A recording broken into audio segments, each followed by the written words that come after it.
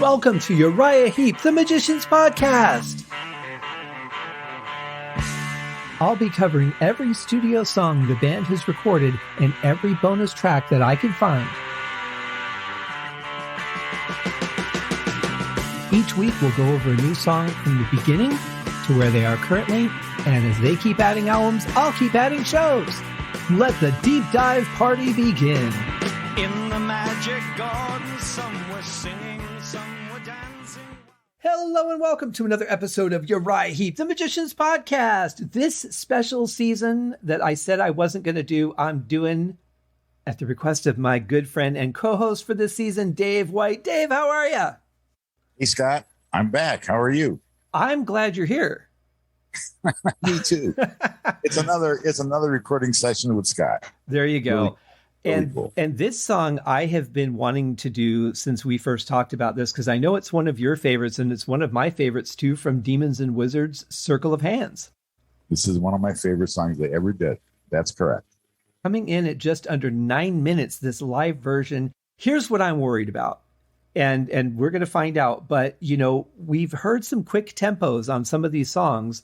I'm worried about this one being too fast for my taste. This is much slower than the original. Really? Yeah. This is like a different band doing the same song, but it's the same band. I mean, you can tell it's the same band. It's much, much slower. It's really nicely. It just plods along. It's gorgeous the way they slowed it down. Okay, good.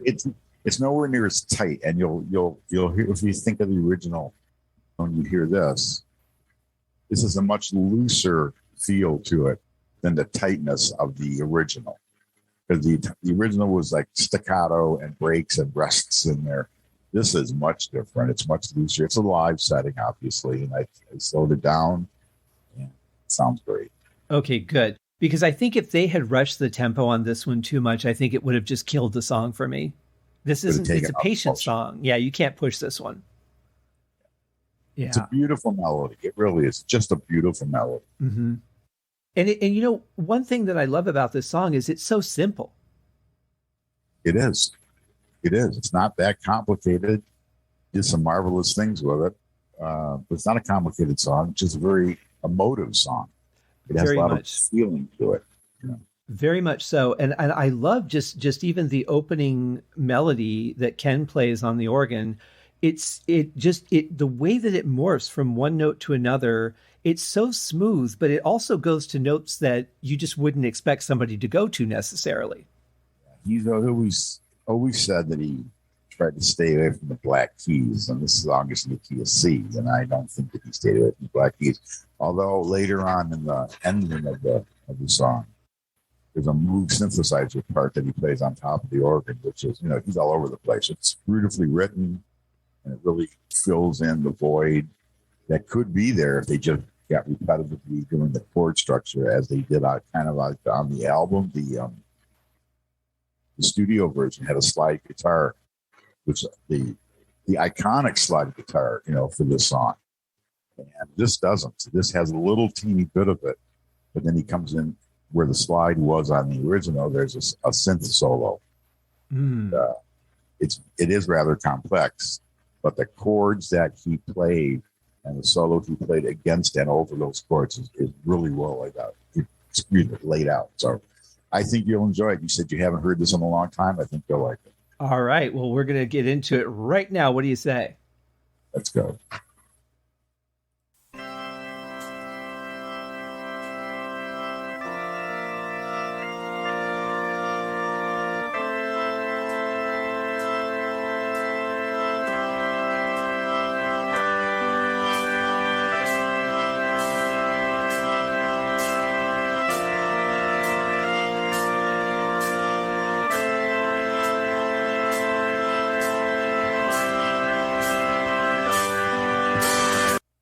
Well, for those of you who are trying to count in with Lee Kerslake, it's impossible to tell what tempo Ken was going to play at until he got through a couple of notes, because just hearing that opening chord, there's no way you could know. But Lee sounded like he was trying to come in, and then he backed off a minute until he found the tempo.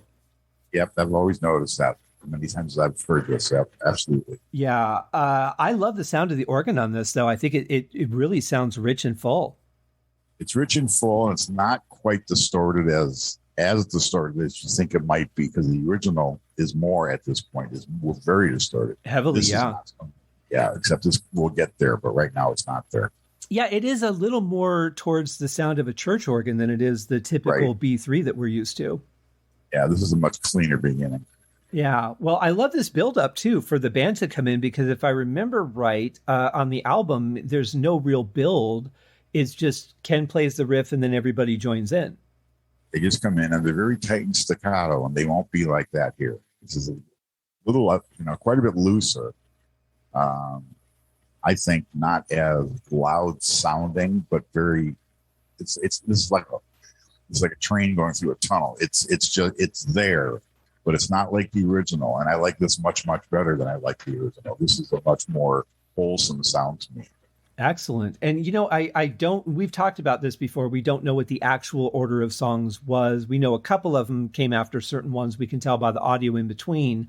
But I would say if this does come after Gypsy in the actual live set, this would be a good placement for it, because you had Tears in My Eyes and then Gypsy, which are both up-tempo songs. The Gypsy was just driving the whole time. So to kind of back down a little bit and do Circle of Hands, gearing up for Look at Yourself, this would be good placement. Yeah, I agree with you. Yeah. All right, well, let's see where the song goes. I feel that build-up.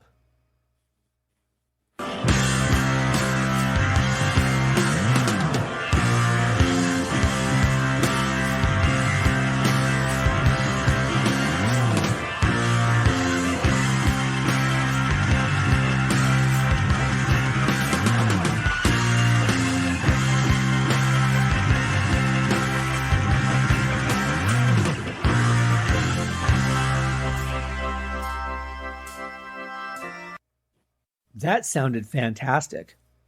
A little bit of a jazzy riff there up on top. He was doing on the organ, which isn't in the original. In the original, he holds a high C, like this. But on this one, he's going, he's doing a little jazzy thing in there. As the rest of this album is, the Leslie on this thing is playing a very integral part in the feeling of the song. Because you'll notice how slow this thing is unwinding when it winds down. It really lasts about 10 or 12 seconds. By the time he gets done doing that, David's going to start singing. The whole thing is really interesting how that works, because he uses that really as part of his songwriting. I think he used that to convey what he wanted the organ to sound like, and stylistic for him, the way he used it. He used the Leslie cabs. So you'll notice that it's very heavily recorded. They're very distinct. The lower rotor is very distinct, and it makes quite a bit of difference between the original and this, because in the original, when he shut the Leslie off, it just stopped and went into what's chorale or slow motion mode. On this, it winds down for 10 seconds. You'll hear it. Yeah, I really like the grit that just suddenly appeared in the organ too, going more towards the original. It was really nice to have that just more gentle opening and then just kick in with the rest of the band and start hitting it hard. And then the stuff he was playing over the top was really nice and surprising. That's something. Yeah. It's typical Ken. It's exactly what you would expect from him. But when you think in terms of the songs, because you get to know the song so well, you wouldn't expect it in the song. In the original, there's some piano too, that he'll take elements of what he played on the original and have them be in the organ at the end of this. Oh, okay, good. This definitely had an evolution. All right, let's get back to the song.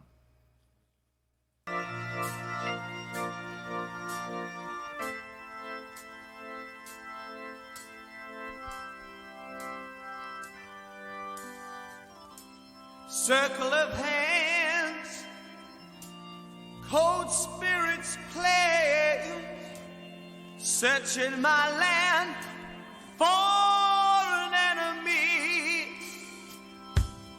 Came across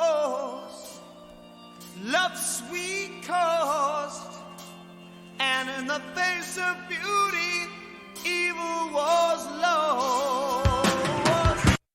You know what really strikes me about this is I'm so used to hearing David sing in his really gentle voice, but he's putting some power into this verse.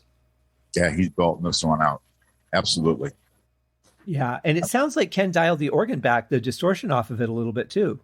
Yeah, he just killed the pedal a little bit, backed off on the pedal, and the distortion goes away. David is not trying to be gentle and clean with this. He's really belting it out. I agree with you. Yeah, sounds good though.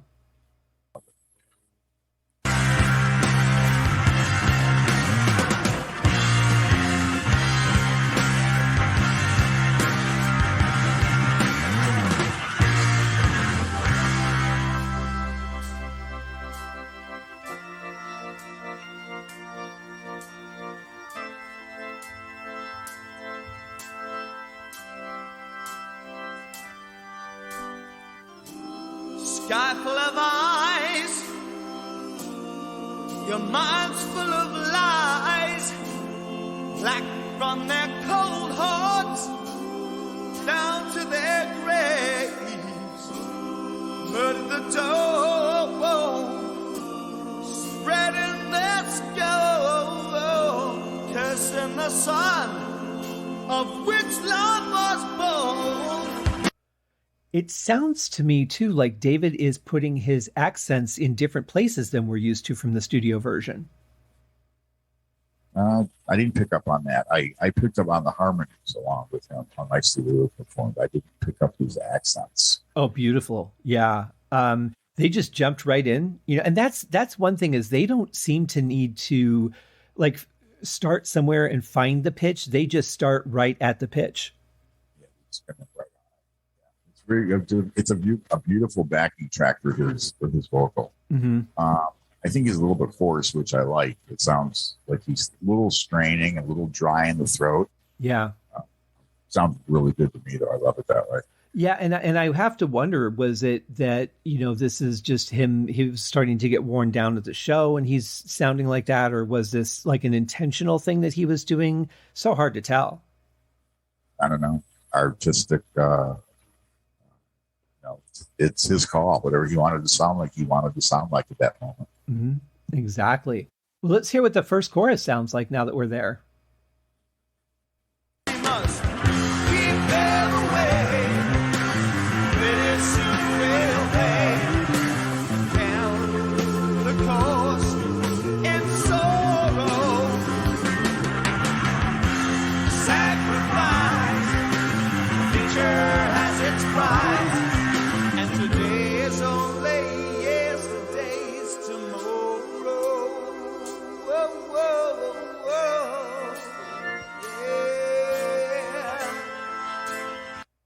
Oh, that was a nice change coming out of that chorus.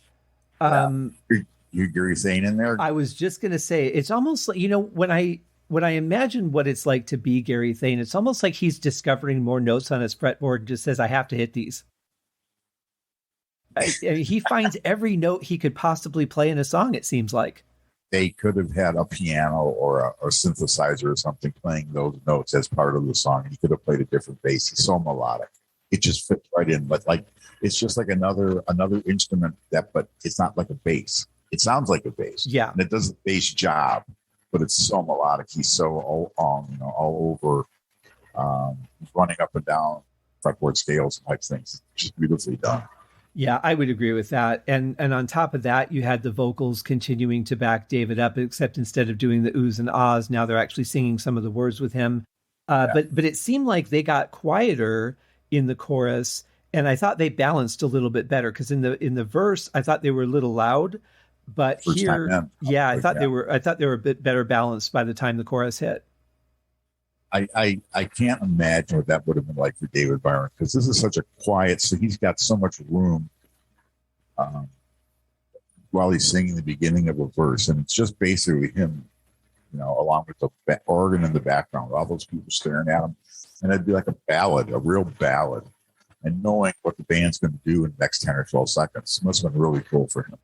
I would think so. I mean, for one, it's just such a great lyric with lines like count the cost in sorrow. I've always loved that line.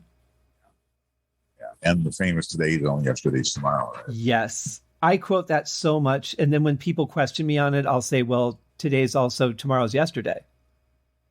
And then they really start looking at me weird, and then they'll go away, which is what I probably wanted. One of my favorite Joe Loss lines is today or wintertime is the razor blade that we pay for the summertime or something. Wintertime is the razor blade for the joy we enjoy in the summertime. Something like that. Same kind of thing. It just follows you around like your whole life. It just makes sense. Like whenever you want to use it, it just works. Yeah.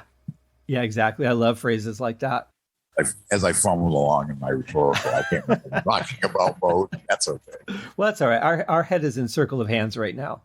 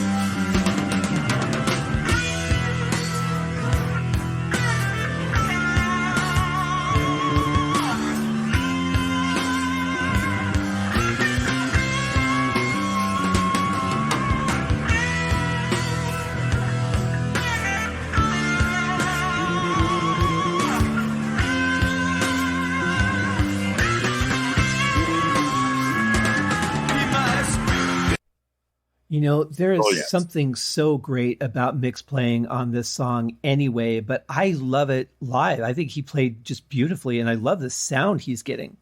That was brilliant. Just brilliantly executed. It was the perfect lead. I like that so much better than he did in the original one. This was just like perfect. And once again, it's beauty in simplicity. He's not playing anything crazy or difficult or technical. It just feels and sounds really good. Sounds like it was perfectly well put in there. I just can't imagine anything else being played by him at that time that would have sounded anything as good as this. It's like right where it should have been, exactly what he should have played. I agree. And I really like the level of distortion on his guitar. I like that it's not any less or any more. It seems to be just perfect for this song.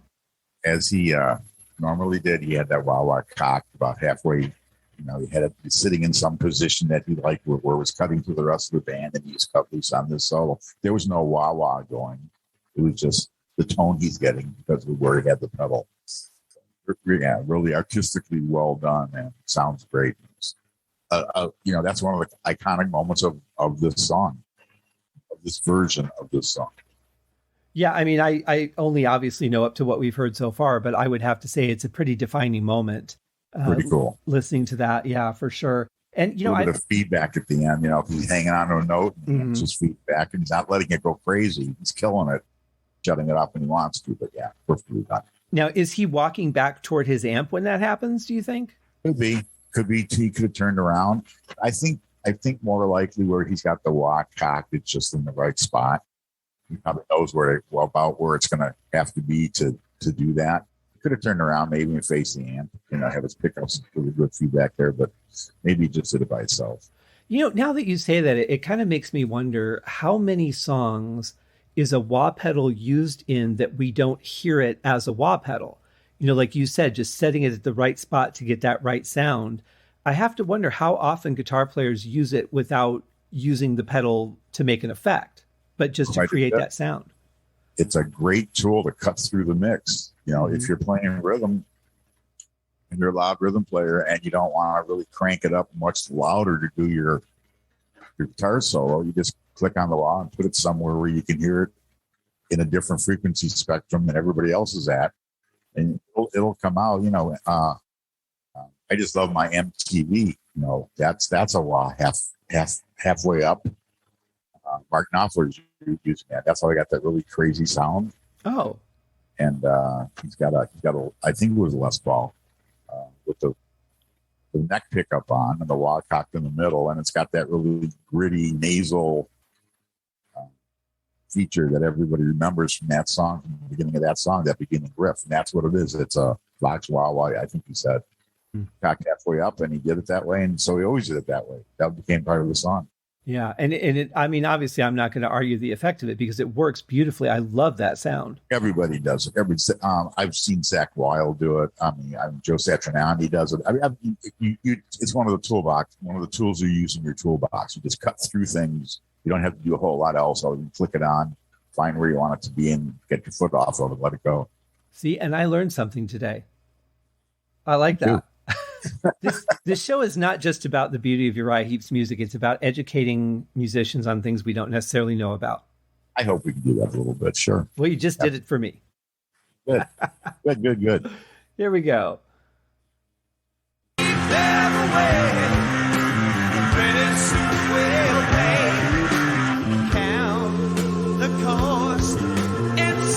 You know what? I'm going to go back about 20 seconds. And I really want you guys to listen just to Gary Thain for a second here, because what he's playing, I mean, tell me if you agree with me, Dave. It's pretty awesome. Let's hear it.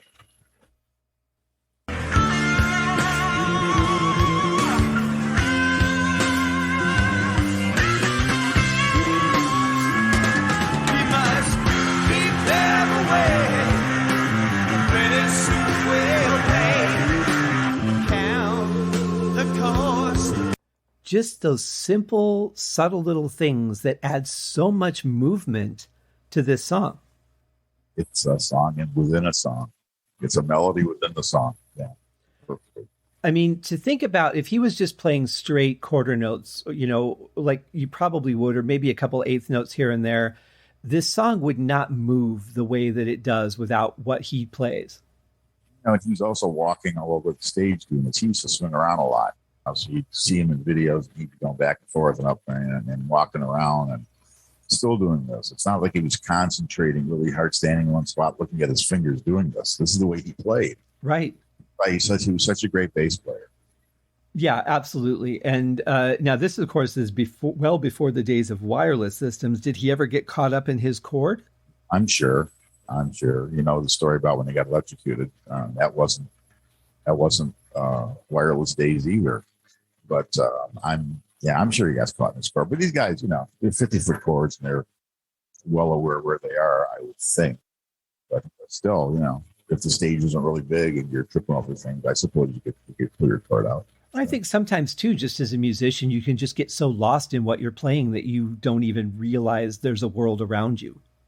It does happen. It happens to me. Mm-hmm. That's when you're in the moment. Absolutely. I love moments like that. And sometimes I'll just come out of it and I'll go, oh, the sun came up. I guess I've been at this for a while. Yeah. It's part of the joy of being a musician that gets to play the things that you want to play. Yeah, absolutely. I think so too. It's sorrow, sacrifice, future has its price, and today is only yesterday's tomorrow.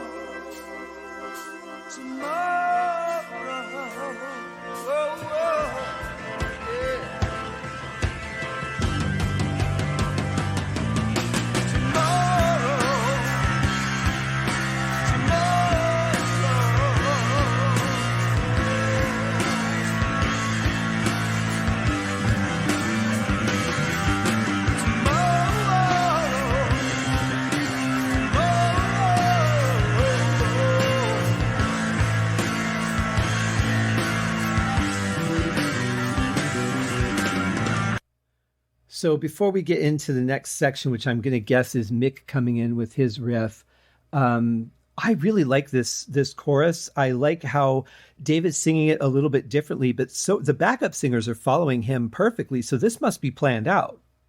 This is planned. It has to be. It has to be. And it never changes. The chords, the band never stops these chords for the rest of the song. For the next 5 or 6 minutes, this is what they play. The guitar part changes and the organ part changes, but the entire next section of the song are these 4 chords.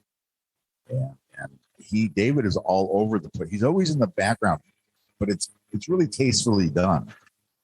So as we go on, you'll hear him getting louder and a little more chaotic sounding, but totally in control. way up there in the registers and screaming and yelling, but it's perfectly well done. I mean, it's not like it's like off key or anything. And that's all coming up. And I'll tell you a story after we hear the next part of this. Okay. Hold you to it. All right.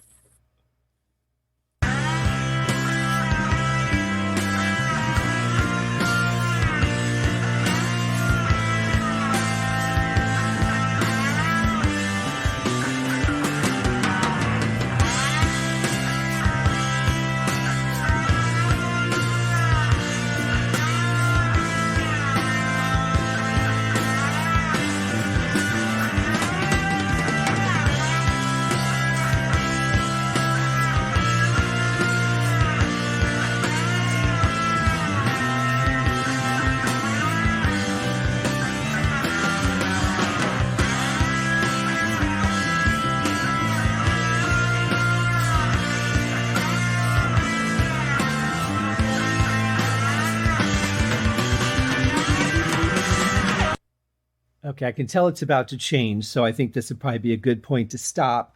It seems this version seems a little bit darker to me for some reason. It's not as peppy. It's much looser. It's not as snappy. It's much more, a little more, I'm going to say slidey around. It's not as tight. Mm-hmm. Gary Thain is doing an amazing job during that section. Yes. Leading up to this build up. And yeah, it's a little darker, a little grittier. I just think that the way they're doing the song is fantastic. Is it lower though? Are they playing lower than they did on the studio version? In a lower key? Yeah. I don't think so. I always thought it was in the key of C. Okay, that could be. It just sounds darker to me, and maybe part of it's the tempo too, because it's slower. And now realize that what the bass playing now is nothing at all like what he did on the studio version. No. And Ken isn't doing it either. Nobody's playing the same thing. And that slide guitar, I wrote Mick. I talked to him on via email in preparation for this episode about 2 months ago.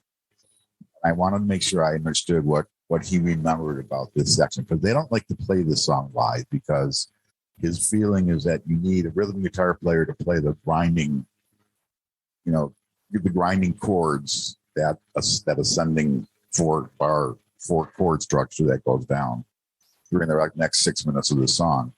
And you also need the famous iconic slide guitar part, which Mick doesn't do. Right. So I asked him who did the slide guitar on this version of this song, and he didn't remember. So I don't know if he did. It sounds like him. I don't notice any difference in the sound of the guitar. I don't notice anything different of the volume. I don't notice any change. I think he did it. It's definitely a slide.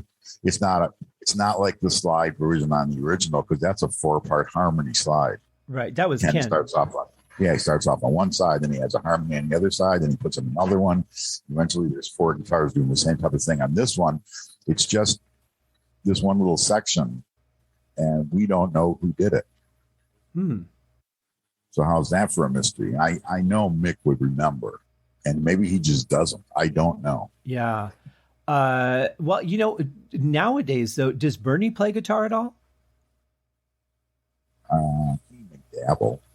Yeah, I was going to say, I mean, if they wanted to do it now, maybe he could, but he'd be the only one available to do anything else. They played at a festival, and I think Nick Moody or someone he brought with him to play that section. He was a slide guitar player. Oh, and really? He brought him along. I think it was in Japan, to play this section of the song. No kidding. Yeah, interesting story. When we recorded this in Ken's studio, it's for the compilation that we did 20 years ago. We played this next section of the song for about 5 minutes, because I was going to do the keyboard part like he did it on this version as best I could. But I never got a chance to actually do the soloing part. We did all the basic bass tracks and the basic tracks, and we left. And we came back 2 months later, and Ken had put his slide guitar on our version of his song with the 4-part harmony. It was beautiful. So we came in and sat down. He said, "I've got something to show you, or I want something for you to listen to." and he sat down and read the newspaper and played back what he had added. We were like, dumbfounded. I'm going like, God, is that great? Because it was perfect. It sounded just like the record. Well, I'm sure it would have been fun to play, but certainly if Ken's just going to do it, it's kind of hard to say, you know what, I really wanted to do it myself. I'm just going to delete that and put my own version in, you know. He just did it. So on this version, obviously, Mick is going to, I think Mick did this, just doesn't remember doing it somehow. But once they get done with this, the synthesizer comes in. Ken's doing the whole thing now. He's got his organ and the synth going. He plays the most beautiful solo. It's not like the July Morning solo. It's not as intense as that, but it's every bit as intense as it needs to be for this song. And I think he just nailed it. He just does a nice melodic on top of the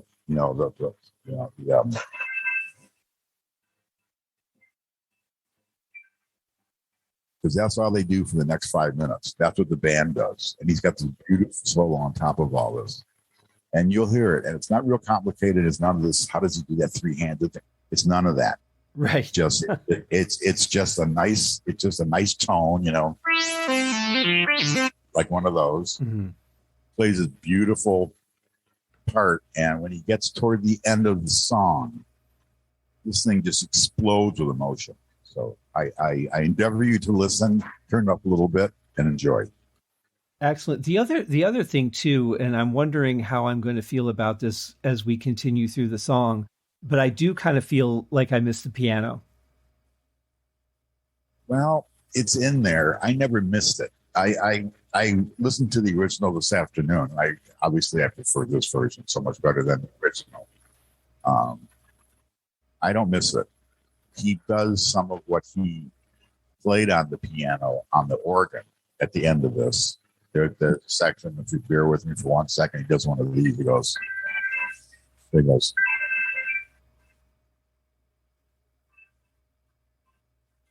That's part of like what the piano did. I think it's not necessarily what the piano was doing as much as it is that it was just a contrasting sound. Whereas when you play those same notes on the organ, they blend in more. Yes, yes, of course. But I didn't like the piano on the original. To me, it didn't make any sense. Mm. Okay, well then, yeah, you wouldn't be missing it live. Yeah, and it wouldn't make sense here either. I like what he played. I didn't like the piano in the context of the original song. Mm-hmm. Well, that makes sense. Yeah, I get where you're coming from on that. Because it was too staccato. Mm-hmm. You know, I didn't like that. This song is so flowing through the entire thing. I didn't think that had a place in it. But that version was more staccato, so yes. It fit in there. It doesn't fit in here, to me. Right. No, you're right. And I mean, it was nice to have the attack, but you would have to have a completely different decay to make it work in this version. Right. And he didn't, he only had a Hammond and his Moog, and I don't think they had an electric. Well, who knows? He probably had electric piano there too, because they did Rain maybe. In a series of concerts. So who knows? Well, they might have, because this was the tour for Magician's Birthday, so they very well could have done Rain. Right. I agree. Yeah. It would have been a nice one, actually, to kind of break things down a little bit, too. Yeah. I mean, it's glad they didn't try to stick it in this song, because it would have ruined it. Oh, I think. Yeah. Yeah, no, I agree with that. This is that. good song. I mean, as far as I'm concerned, this is the most intense part of any song I've ever heard them do on record. Wow. The part that's coming up. It really moves me. It just does. So it's simply done too. There's just 4 chords going on, mm-hmm.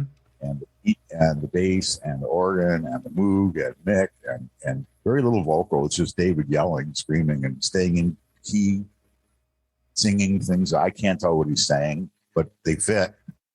But you feel it. Yeah, you feel it. Thank you for joining me on this episode of Uriah Heep, the Magician's Podcast. If you have enjoyed this show, please consider going over to Apple Podcasts or your favorite podcast outlet, leaving a rating or a review. Be sure to subscribe to make sure that you are notified when new episodes are available. Please be sure to share this podcast with your fellow Uriah Heep enthusiasts and anyone who you think would like Uriah Heep, which should be everyone. And And if you are so inclined, please feel free to contribute to the Patreon account. And if you are not a Patreon subscriber, you can also pay through the PayPal link on the website listed in the show links below. I would also like to thank Uriah Heep for their very generous support of the show, and thank you guys for listening. We'll see you in the next episode. Happy days!